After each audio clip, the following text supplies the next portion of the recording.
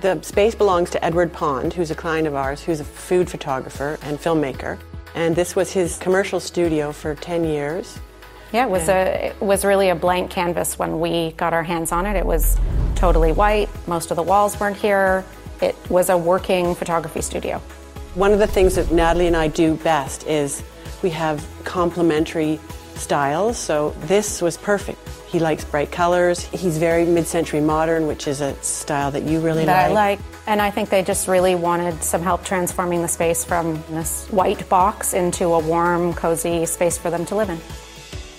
Some of the cabinets were existing. There were actually more cabinets that we removed. We added the island. They cook a lot. They prepare a lot of food.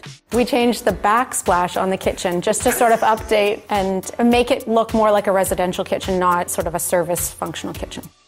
One of the features, and I think it's Edward's favorite thing, he loves the storage cabinet that we added in the kitchen area, so it's an old antique. It was yellow, wasn't it? I It was believe bright it was yellow. It's a Mennonite piece from one of our suppliers in the country. You know, it was sort of found in the back of a barn, and it was restored and painted sort of a dark blue-black.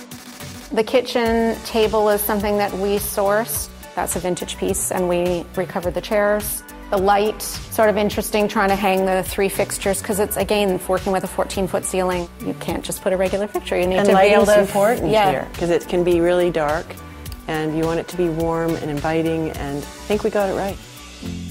It's huge loft space but not a lot of living room space, so a sectional made lots of sense. With this fantastic carpet that we've done before in simple colors, we came up with this idea, not sure how. Oh, the chair. I think sometimes the smallest things inspire you. Pitched it to him, made a sample, and he was like, yes! So that became the starting point, I think, and then we built around it, and Heidi Earnshaw's beautiful cabinet that Edward is so pleased with.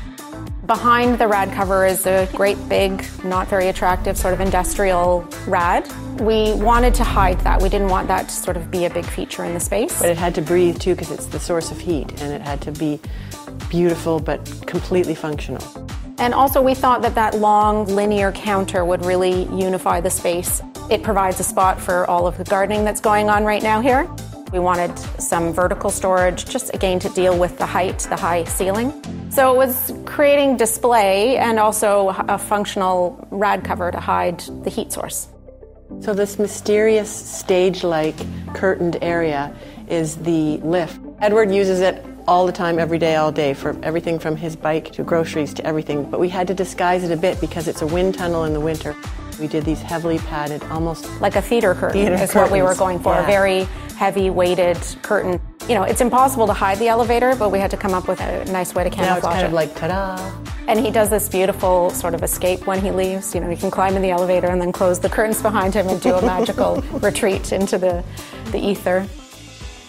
It was a big cavernous space with concrete floors. Everything felt hard. And daunting to start with.